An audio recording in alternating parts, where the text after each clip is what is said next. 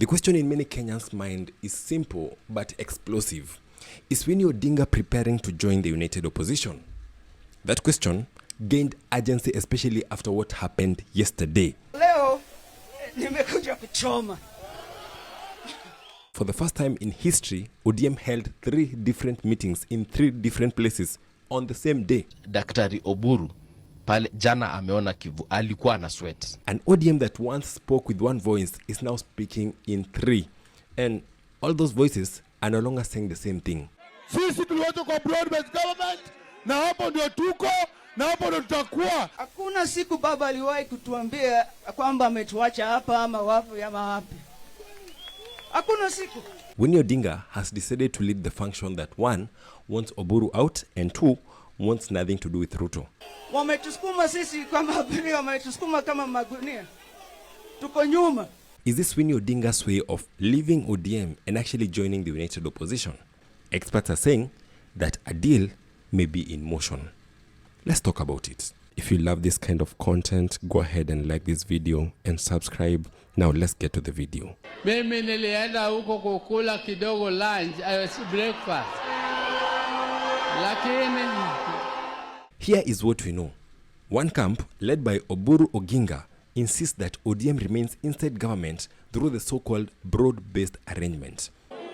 vile baba Raila Odinga alituacha kwa broad-based government. Another camp, made up largely by youthful leaders, rejects that position outright. Speaker, let me first begin by saying this thing called broad-based, I don't know where it exists. Personally, I don't recognize any entity called called broad-based. And standing firmly inside the second camp is Winnie Odinga. Her message was unmistakable. Hakuna siku baba aliwahi kutuambia kwamba ametuacha hapa ama wapi ama wapi.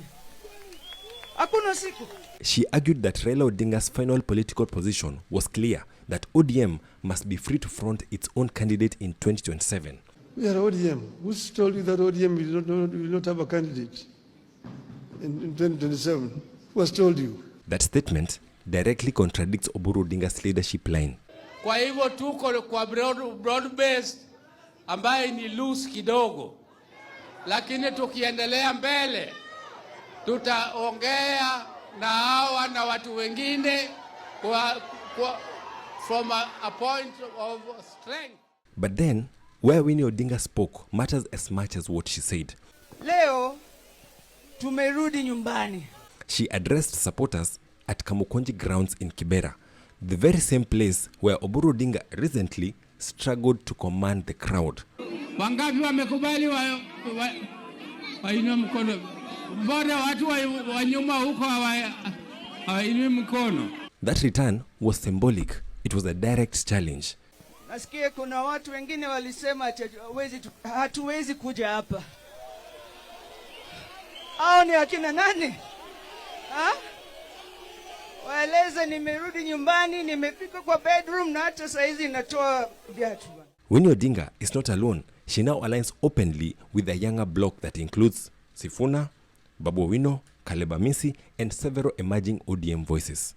Vijana, mnaona Mheshimiwa Winnie na Mheshimiwa Junior wako hapa hivi, ando vijana wa hiyo chama. This group of people rejects broad-based arrangement entirely. We've always doubted the broad-based government, Jeff.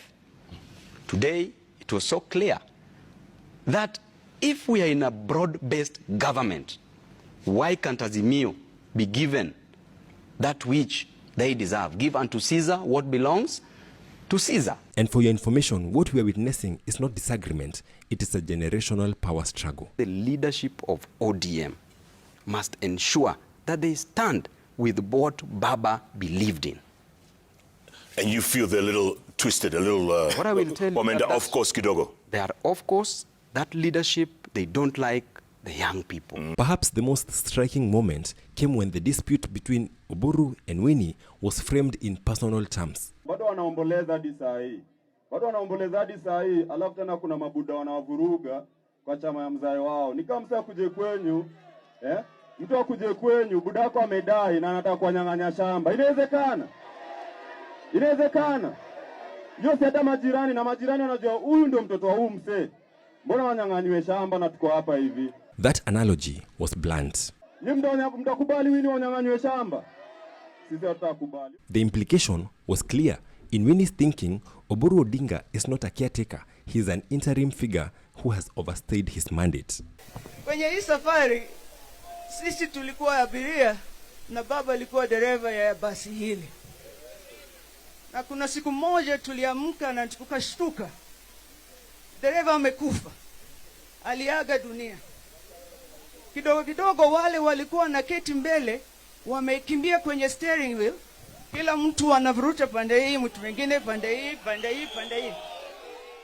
After Raila Odinga's death, there was a widespread speculation that Winnie might join government. For Ruto to preserve the name of the Odinga, he might have to include an Odinga in his cabinet.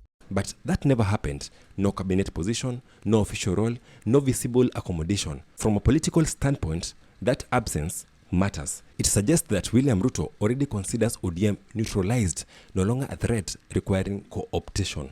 William Ruto amenunua ODM, imeuzwa na Junet na Wanga.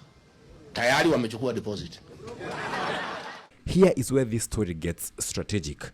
Other ODM youth leaders are already crossing political bridges. Babu Owino appears increasingly comfortable around Kalonzo.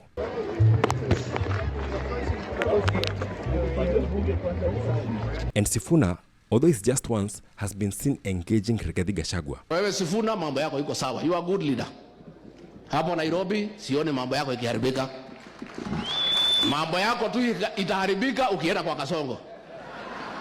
So the question becomes unavoidable. Is Winnie Odinga next? Would she align with the emerging united opposition bloc? If she did, the impact would be enormous. Not just symbolic, but big enough to tilt elections. Vitisho vya peni mbili vitanifanya mimi nini? Amnitishi, amnibabaishi. Let us be precise. Although there is no public documented agreement between Winnie Odinga and Gachagua, there are signals, shared platforms, shared language, and shared opposition to the current government. And in politics, alignment often precedes paperwork. Ruto knows that is the party that will send him home. We are his greatest obstacle. A unified opposition that includes Gachagua's base, Kalonzo's coalition, and the Odinga political legacy would be the most serious challenge that Ruto has faced since taking office. Na wale wanasema ati sijui baba aliwaambia sijui nini ati. Hiyo ni kukosa adabu. Nyamazeni bwana. If Winnie Odinga crosses that line, it changes the entire political map. Name of the day, Winnie Odinga. ODM is at crossroads, and Winnie Odinga is at the center of it. So whether she stays to reclaim ODM or steps outward to shape the united opposition, one thing is clear. The era of accommodation is over, and Kenyan politics is now entering a far more unpredictable phase. Morning, have you ever sat down ukajiuliza ODM imemalizingi aje kuingia kwa government tatu na ikakuwa too successful? Well, here is why. Because Baba made sure that ODM was one. Chama ikiwa moja, mkiwa tu mko vizuri, mko pamoja, you have the bargaining power. Lakini mkianza hizi vita, you weaken the chama and your bargaining power inashuka. Oh, usitu advise wewe ongelea mambo ya DCP. Well, mimi hata tukiwa hii opposition watu ya Central, it feels so good. Najua mlisema hamwezi rudi opposition, but honestly, yule mtu anaweza taka ODM iendelee kufight ni nani? Nani anaweza taka ODM ikuwe irrelevant? You say that. All right. Shindeni fit bye. Subscribe.